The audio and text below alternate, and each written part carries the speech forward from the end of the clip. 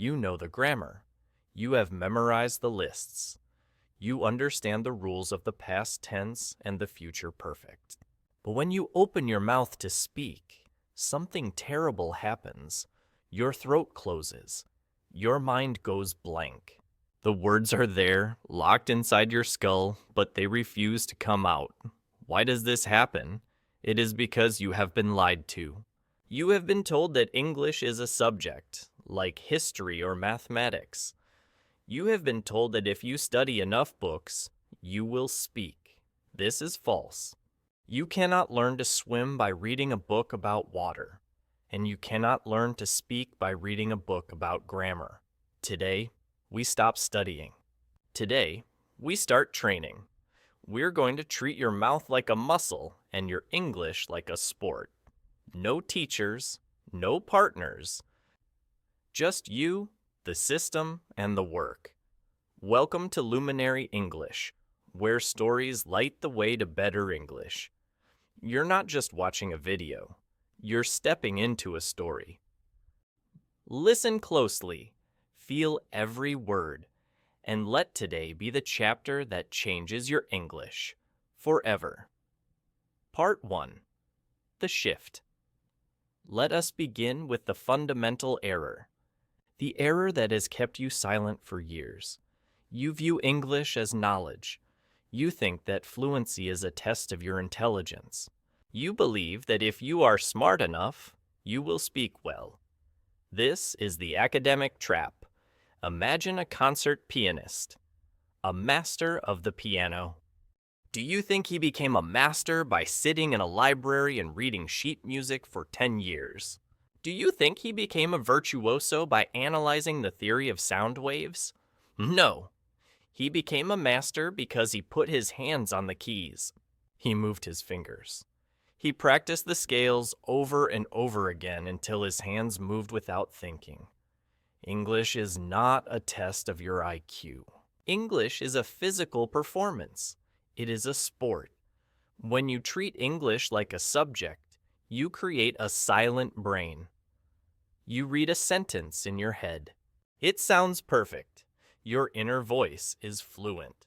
Your inner voice has a perfect accent, but your inner voice is a liar. The moment you try to push that sentence out of your mouth, it crashes. This is because your mouth is not trained. You have spent thousands of hours inputting data.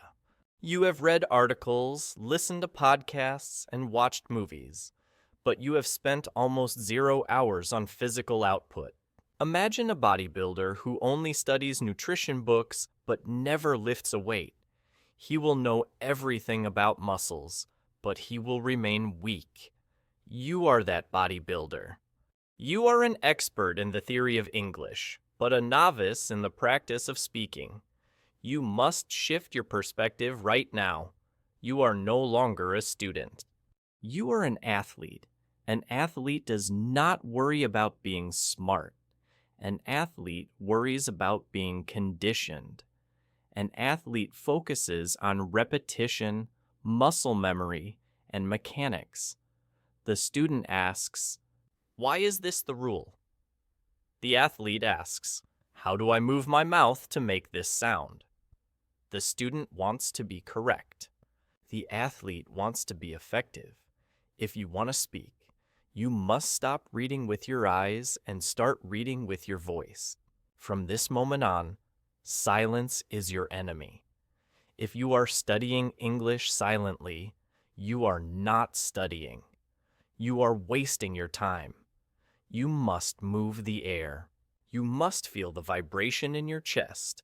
This is the first law of the mechanical coach. Input without physical output is dead data. Part 2. The Biology of Silence. Let us go deeper. Let us look at the biology of why you freeze. This is not a metaphor. This is anatomy. Your mouth is a machine. It is a complex system of muscles, ligaments, and nerves. You have muscles in your lips, your tongue, your jaw, and your throat. For your entire life, you have trained these muscles to speak your native language. If your native language is Spanish or Japanese or Russian, your mouth muscles have developed a specific way of moving. They are like a bodybuilder who only lifts weights with his legs. His legs are strong, but his arms are weak. Your native language muscles are incredibly strong. They can move fast and without effort. But when you try to speak English, you are asking your mouth to perform movements it has never practiced. English requires different tongue positions. It requires different vibrations in the throat. It requires you to push air through your lips in a way that feels unnatural to you. For example, the TH sound in English. For many of you, putting your tongue between your teeth feels dangerous. It feels wrong. Your brain screams, "Do not do that, you will bite your tongue." So you pull your tongue back and you say Z or da instead of the. This is not a knowledge problem. You know how to spell the word. This is a physical problem. Your tongue is refusing to obey your command. When you stutter or when you mumble, it is not because you are stupid. It is because you are physically weak. Your English muscles are atrophied. They are small and undeveloped. Think about it. If you went to the gym and tried to lift 200 pounds for the first time, you would fail. Would you cry? Would you say, "Oh, I am so stupid, I cannot lift this"? No. You would say, "My muscles are not strong enough yet." You would understand that you need to train, but with English you take it personally. You fail to pronounce a word and you think, "I am not good at languages." This is nonsense. You are simply physically unconditioned. The disconnect happens between the brain and the body. Your brain has the data. It knows the word extraordinary. It knows how to spell it. It knows what it means. But your tongue does not know how to dance around the vowels. Your lips do not know how to shape the consonants. So, the brain sends the signal, but the machinery breaks down. The only way to fix this is through physical therapy. We need to break the old patterns of your native language and build new neural pathways for English. We need to make your tongue tired. We need to make your jaw sore. If your face does not hurt after a practice session, you did not train hard enough. Part 3. The Echo Technique. Now we move to the method. The first tool in our kit is the Echo Technique. You might know this as shadowing, but most people do shadowing wrong. They treat it like a passive activity. They listen, they wait, and then they mumble. That is not training. That is just noise. The Echo Technique is aggressive. It is active. Here is the protocol. You find a piece of audio. It could be a podcast, a speech, or a video like this one. You press play. The moment the speaker starts talking, you start talking. You do not wait for the sentence to end. You do not wait for a pause. You follow them immediately, like a shadow. You are only 0.5 seconds behind them. If the speaker says, "The weather today is beautiful," you are saying, "The weather." While they are saying "Freckers today," you are overlapping. You are chasing them. Why is this speed important? Because it kills the translator in your head. When you wait for the full sentence, your brain has time to analyze. It has time to translate into your native language. It has time to doubt the grammar. It has time to think, is that the present perfect tense? But when you are echoing instantly, you have no time to think. You only have time to react. You are forcing your mouth to match the rhythm, the intonation, and the speed of a native speaker. You are surrendering your control. You are letting the native speaker drive your mouth. This will feel chaotic at first. You will miss words. You will stumble. You will feel like you are drowning in sound. That is good. That is the feeling of growth. You are overloading your system to force it to adapt. Do not worry about understanding every single word. Focus on the music. Focus on the emotion. If the speaker is angry, you sound angry. If the speaker is whispering, you whisper. You are not just copying the words, you are copying the soul of the speaker. Many students try this and stop because they feel foolish. They say, I cannot keep up. That is the point. If you could keep up perfectly, you would not need the exercise. You run with people faster than you to become faster. You speak with people faster than you to become fluent. Do this for 10 minutes every day. 10 minutes of intense, focused echoing. It will do more for your pronunciation than 100 hours of reading a textbook.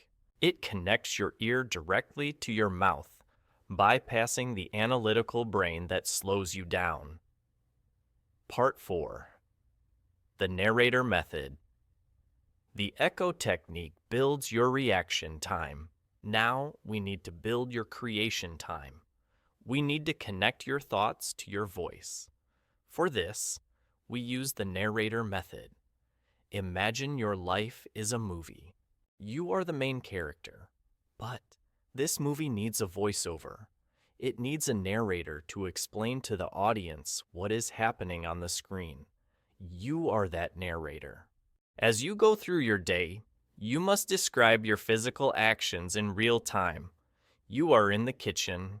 You are making coffee. You say out loud, I am walking to the cabinet. I am reaching for the mug. The mug is cold. Now I am pouring the water. The steam is rising. It sounds simple. It sounds almost childish. But this is the most powerful drill for fluency. Why? Because it forces you to access vocabulary instantly. You cannot pause to look up the word for kettle or spoon. You have to use what you have. If you do not know the word for kettle, you have to find a way around it. You say, I am using the machine to boil water. This teaches you agility. It teaches you to solve problems in real time. The trap here is ambition. You will try to make complex poetic sentences. You will try to say, I am contemplating the existential dread of the morning while the aroma of the coffee beans fills the atmosphere. Stop. Do not do that. Keep it simple. Subject, verb, object. I pour the coffee. I drink the coffee. It is hot. Build the foundation first. When you narrate your life, you are bridging the gap between your reality and your English. You are teaching your brain that English is not something you do in a classroom. It is something you use to describe your existence. This drill also reveals your gaps. You might think you know household vocabulary, but when you try to narrate cleaning your room, you realize you do not know the word for hanger or drawer or outlet. The narrator method exposes these holes in your knowledge so you can fill them. Do this in the shower. Do this while you are driving. Do this while you are folding laundry. I am folding the shirt. I am putting it in the drawer. You will feel crazy talking to yourself. Good. Normal people are not fluent. Crazy people are the ones who succeed. Be the crazy person who speaks to the air. Let your family think you have lost your mind. You are finding your voice. Part 5. The mirror. Partner. We have handled the mechanics. Now we must handle the psychology, the fear, the shame. The biggest enemy of your English is not grammar. It is the fear of judgment. You are afraid to look foolish. You are afraid that people will laugh at your accent. You are afraid that you will make a mistake and everyone will think you are uneducated. To conquer this fear, you must face the toughest audience in the world, yourself. You are going to use the mirror partner technique. You will stand in front of a mirror. You will look yourself in the eyes, and you will speak. This is incredibly difficult for most people. When you look in a mirror, you see all your insecurities. You see your hesitation. You see the awkwardness on your face. You will want to look away. You will want to look at the floor or the ceiling or check your phone. Do not look away. Lock eyes with your reflection. Speak to yourself for 2 minutes without breaking eye contact. Tell yourself about your day. Tell yourself about your dreams.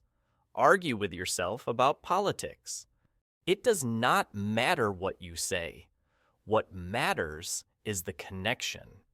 If you can speak English while looking into your own eyes, you can speak to anyone. The mirror exposes you. It strips away your defenses. It forces you to be present. You will feel silly. You will feel uncomfortable. Your skin might crawl. That discomfort is the weakness leaving your body. That discomfort is your ego dying. Let it die. When you speak to a native speaker, they are just a mirror. They are reflecting your own confidence or your own fear back to you. If you are nervous, they will feel nervous. If you are confident, they will feel comfortable. If you can master the man in the mirror, you can master the man on the street. Do this every morning while you are getting dressed. Look at yourself. Say, I am going to have a great day. I'm going to speak clearly. Watch your mouth move. Watch your expressions. Become comfortable with the image of yourself speaking English. Part 6. The Ugly English Rule. Perfectionism is a disease. It is the poison that kills fluency. You have been trained to believe that mistakes are bad.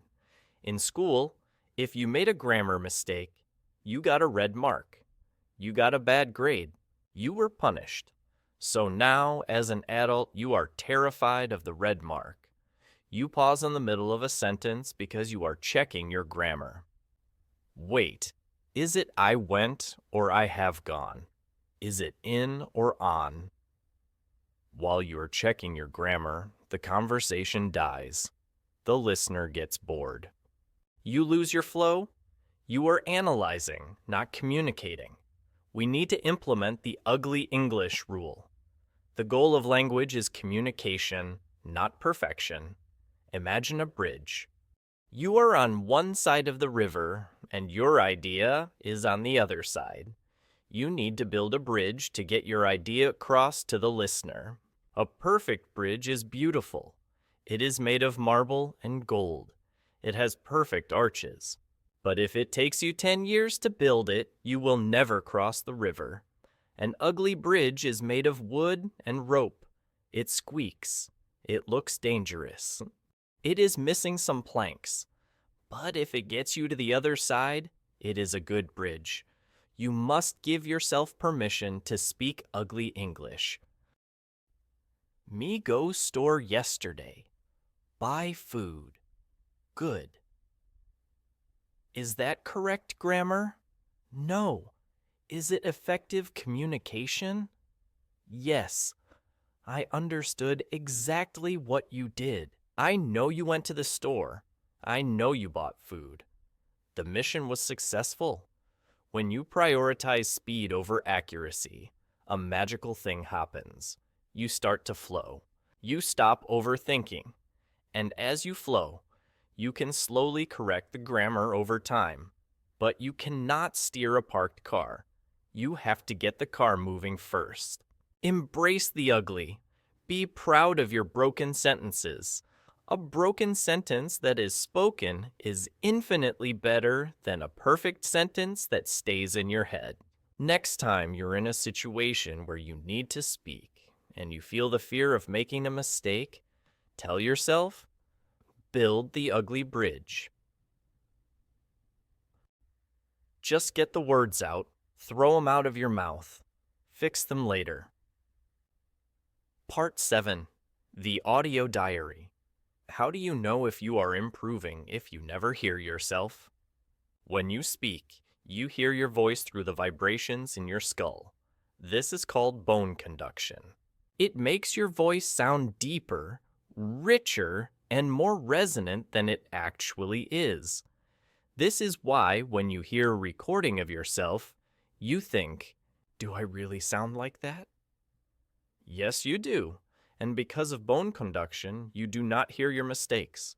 You do not hear your pronunciation errors. You think you are saying the R sound correctly, but to the outside world, it sounds like a W. You need an objective feedback loop. You need the audio diary.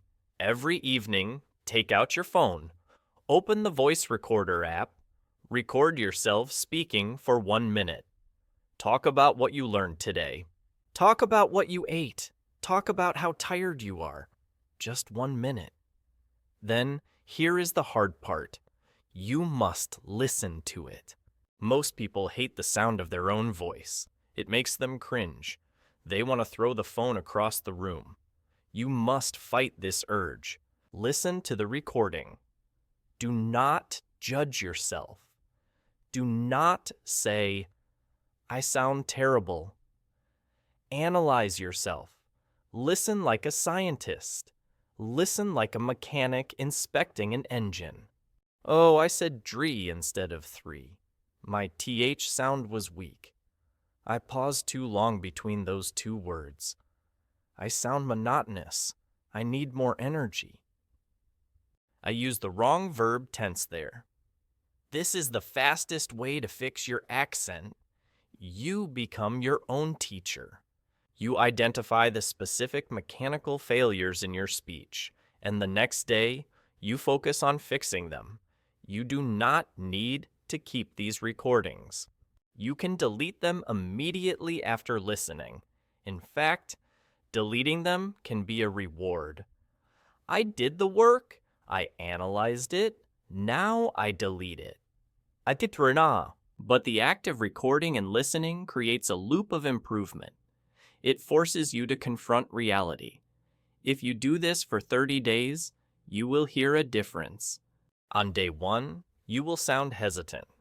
On day 30, you will hear confidence. You will have proof of your progress. Part 8, the mouth gym. We established that speaking is a sport. Every athlete warms up before the game. You do not see a sprinter run a race without stretching his legs. You do not see a boxer enter the ring without jumping rope. Yet, you try to speak English with a cold mouth. You wake up, you speak your native language all day, and then suddenly you try to switch to English. Your muscles are tight. Your tongue is lazy. And you wonder why you stumble. You wonder why your pronunciation feels heavy. You need a warm-up routine. You need the mouth gym. Before you do your echoing or your narrating, or before you have a meeting in English, spend 30 seconds doing face yoga. That's stretch your jaw.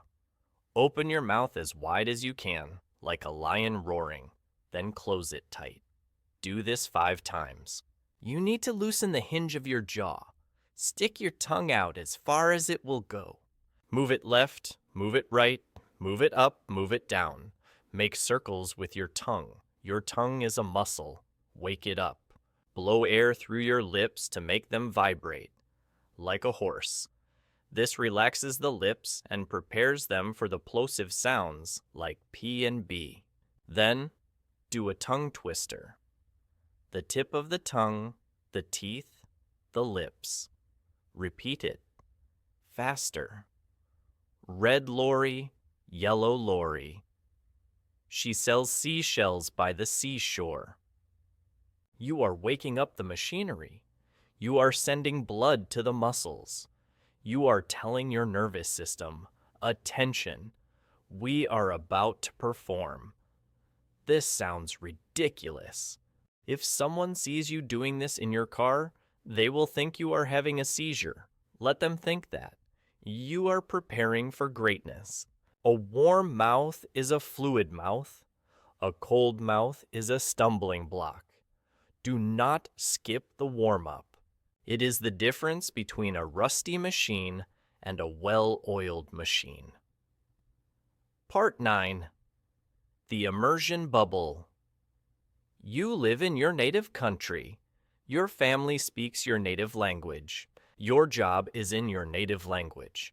You cannot change your geography, but you can change your digital geography.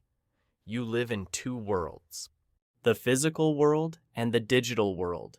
You spend hours every day on your phone, on your computer, on social media. This is your immersion bubble.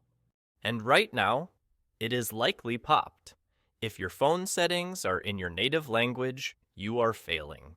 If you watch YouTube videos in your native language, you are failing. If your Netflix subtitles are in your native language, you are failing. If your Google search results are in your native language, you are failing. You say, "But I need to relax. I am tired after work.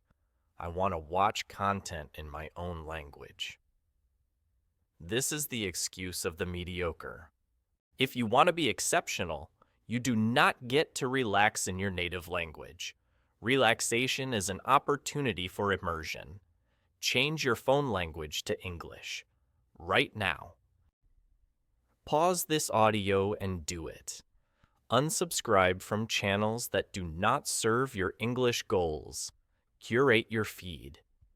Your Instagram, your TikTok, your YouTube, they should be flooding your brain with English input constantly. You need to create a necessity. If you cannot find the settings button on your phone because it is in English, you will be forced to learn the words settings, general, and display. You will learn them because you need them, not because you studied them. You must build a wall around your digital life. Inside that wall, only English is allowed. This simulates the experience of living abroad. You don't need a plane ticket, you just need discipline. When you open your phone, you should feel like you have stepped into New York or London. Every notification, every app name, every video title must be in English. This forces your brain to switch modes instantly. It prevents your brain from getting lazy. Part 10. The No Translation Zone. We need to talk about the middleman. The middleman is your native language. When you see an object, let's say a cat, your brain goes through a process. Step 1. You see the image of the animal. Step 2. You think of the word in your native language. Gato, chat, katsa. Step 3. You translate that word into English. Cat. This process is too slow. It adds a delay. It creates friction. It is like playing a video game with a bad internet connection. There is lag. We need to kill the middleman. We need to go from image directly to English. This is the no translation zone. Look around your room right now. Pick an object. Do not let your native word enter your mind. Look at the lamp. Boom. Lamp. Do not think lampera, then lamp. Just lamp. Look at the window. Window. Look at the floor. Floor. This is called thinking in images. You are reprogramming your brain to label the world in English. You can practice this anywhere. When you are walking down the street, name everything you see. Car, tree, dog, sky, cloud, sidewalk.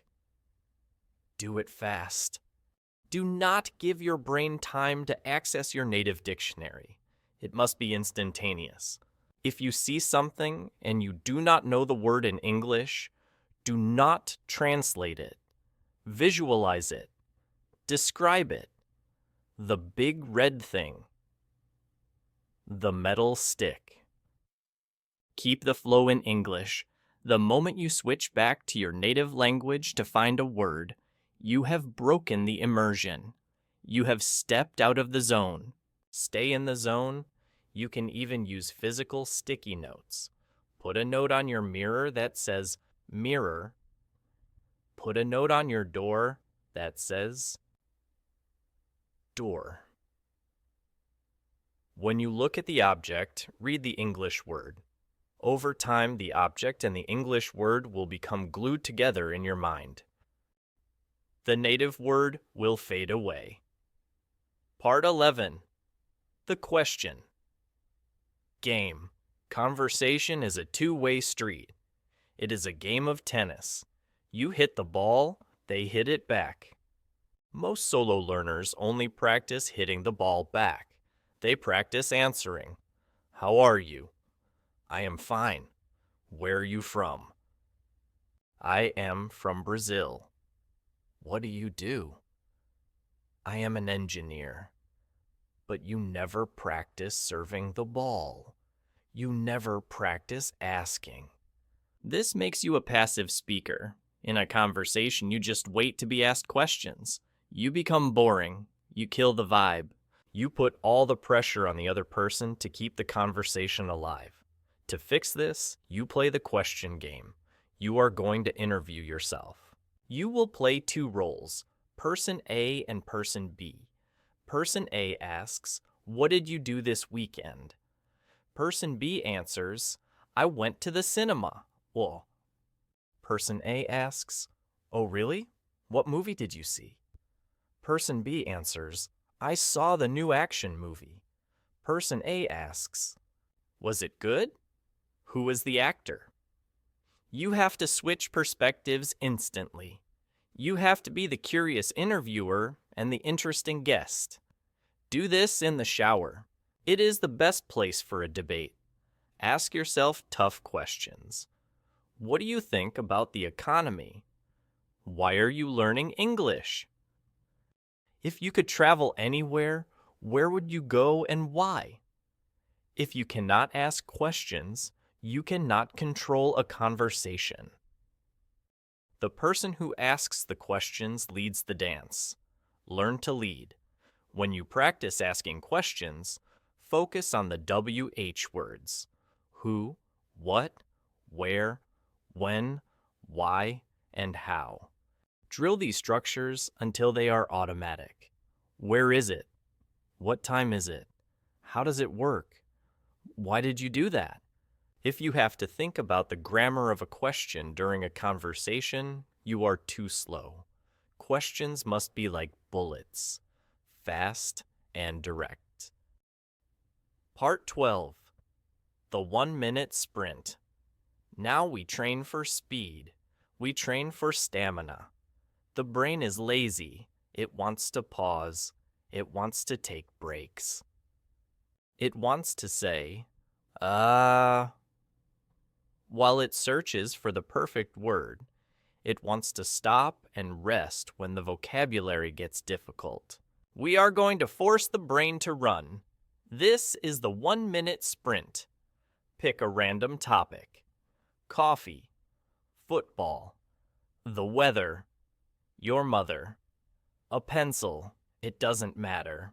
Start a timer for 60 seconds. You must speak about that topic for the full minute without stopping. Here are the rules. You cannot stop talking. You cannot say, for more than 2 seconds. If you get stuck, you must change direction immediately. If you are talking about coffee and you forget the word for beans, you cannot stop. You have to say, the small brown things that make the drink. You have to pivot. This drill is stressful. It induces panic. That is the point. You are training your brain to survive under pressure. You are training your circumlocution skills, the ability to talk around a word you don't know. In a real conversation, you will not have a dictionary. You will get stuck. You will forget a word. The sprint prepares you for that moment. It teaches you that you don't need the perfect word to keep the conversation alive. You just need to keep moving. If you stop, you lose. If you keep talking, even if it is nonsense, you win.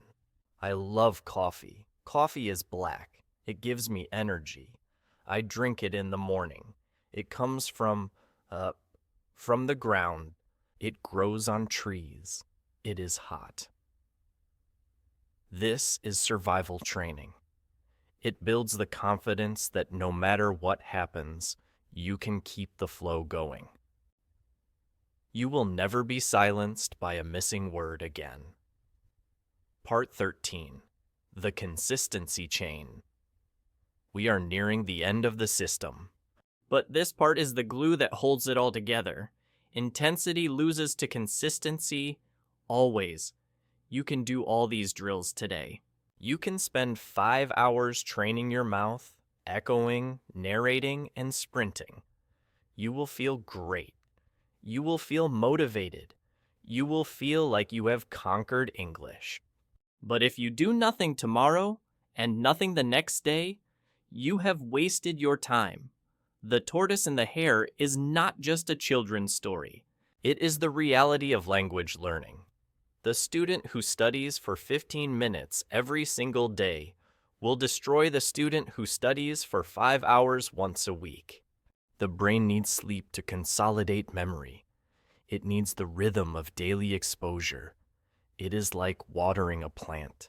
You cannot water a plant with 5 gallons of water on Monday and then let it dry out for the rest of the month. It will die. You must give it a little water every day. You must build a consistency chain. Get a calendar. Put it on your wall.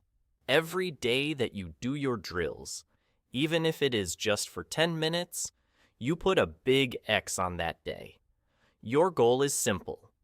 Don't break the chain. There is one rule you must never violate: the no 0 days rule. A 0 day is a day where you do absolutely nothing for your English. You don't listen, you don't speak, you don't review. 0. 0 days are cancer. They kill momentum. They tell your subconscious mind that English is not important. If you are sick, if you are tired, if you are busy, you still do something. You do 2 minutes of narrating while brushing your teeth. You listen to one song in English. You read one page. You do something. Anything is better than 0. Keep the chain alive. When you look at that calendar and see 30 X's in a row, you will feel a new kind of confidence. You will know that you are a person of discipline, and that discipline will carry you to fluency. Part 14. The identity shift. We have covered the mechanics, the biology, the psychology, the drills.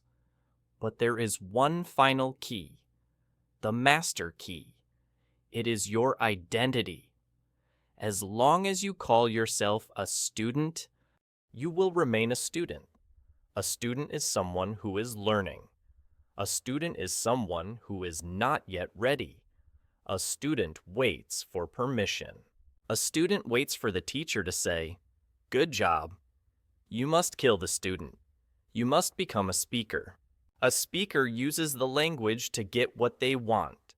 A speaker does not care about test scores. A speaker cares about connection. A speaker is willing to make mistakes to get the point across. You do not need a certificate to be a speaker. You do not need to pass an exam. You just need to open your mouth and claim your space. The difference between a beginner and a master is not just vocabulary, it is belief. The master believes his voice deserves to be heard. The master believes that even if his grammar is imperfect, his message is valuable. Wake up tomorrow and say it to yourself. I am an English speaker. Not I am trying to learn. Not my English is bad. I am a speaker. When you change your identity, your behaviors change. A speaker speaks. So you will speak. You will stop asking for permission. You will stop apologizing for your accent. You will own your voice. This is not magic, it is a decision. A decision to stop hiding behind textbooks and start living in the language. Reflection. I know how this feels. I remember the weight in the chest. I remember standing in a group of people, wanting to say a joke, wanting to share an idea, but staying silent because I was afraid of the grammar.